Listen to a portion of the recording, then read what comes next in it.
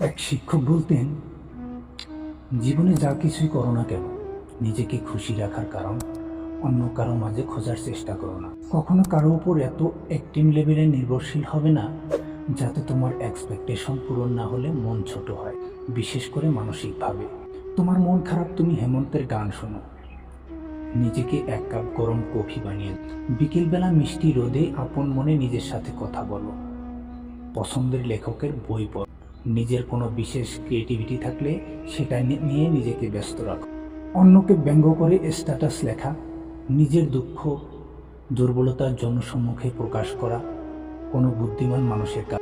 খুব বেশি মন খারাপ হলে রুম অন্ধকার করে চুপচাপ বসে থাকো, যার যার ধর্ম অনুসারে প্রার্থনা করো।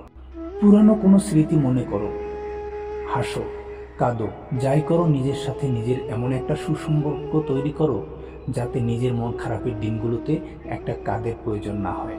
যদি কোনো কাজে সফল হও, নিজেকে ট্রিট দাও। যদি অকৃতকার্য হও, নিজের সাথে অভিমান করো।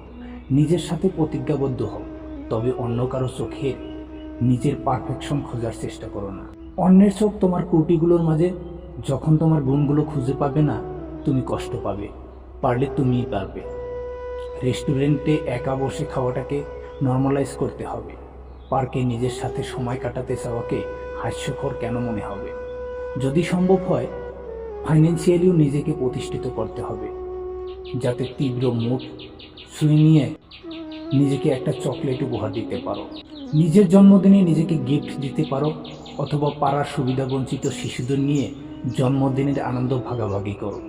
নিজের পছন্দের ড্রেসটা টাকা জমিয়ে হলেও নিজের জন্য কিনতে দিতে পারো। মাঝে মাঝে নিজেকে কিছু ফুল দিবে, ঘরের এক কোণায় ফুল থাকবে, সুন্দর একটা গন্ধ ছড়াবে, মন আপনা আপনি ভালো হয়ে যাবে। সবাইকে খুশি রাখাও তোমার দায়িত্ব না। দুনিয়ার কারো পক্ষেই সবাইকে খুশি করা সম্ভব না। যেখানে পারবে না, না বলাও শিখতে হবে। আমার বাবা মা আমাকে অ্যাপ্রিসিয়েট করে না, আমার বন্ধু আমাকে সময় দেয় না, আমার কাছে প্রিয়জন আমার সাথে ঠিকমতো কথা বলে না, আমার জন্য সময় নেই, এসব উপদ্রবের সৃষ্টি করবে না। আমাদের ভাষায় যেটা অ্যাটেনশন, অন্যের জন্য এই চাওয়াগুলো অযথা টেনশন মাত্র। কেন নিজেকে অন্যের বিরক্তির কারণ বানাবেন? একটা সুন্দর ব্যক্তিত্ব থাকার জন্য খুব কঠিন।